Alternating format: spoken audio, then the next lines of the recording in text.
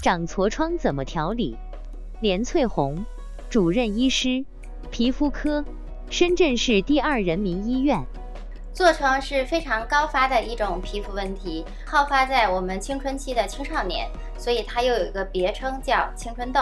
当然了，不单纯青少年会发生，很多成年人，包括我们更年期的女性也会发生痤疮。长了痤疮怎么调理呢？其实痤疮的发生，它的病因包括很多方面，其中有一个促成和加重的因素，就是饮食和生活上的一些问题造成的这个痤疮的发生。所以呢，在痤疮的调理上，我们要注意以下几个方面。第一，忌糖，忌高糖食物，包括油炸的、辛辣的也要去忌口的。那么这3项，忌糖、忌辣、忌油炸，最重要的一个环节就是忌糖。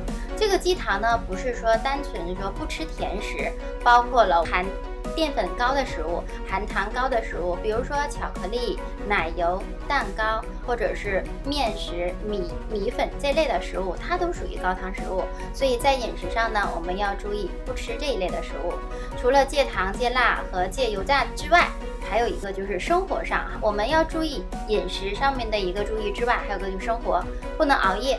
有很多人熬夜之后造成了痘痘的爆发和加重，除了不能熬夜，还有情绪的影响，因为情绪会引起我们交感神经的一个异常，所以呢，情绪出现了一些压力大或者情绪不好的时候，也会引起痤疮，所以我们要保持心情舒畅。痤疮的日常调理包括了饮食、生活以及情绪方面的调理。专家提示，痤疮的调理要注意以下几个方面。第一，忌糖、忌辣、忌油炸，其中最重要的环节是忌糖，包括含淀粉高、含糖高的食物。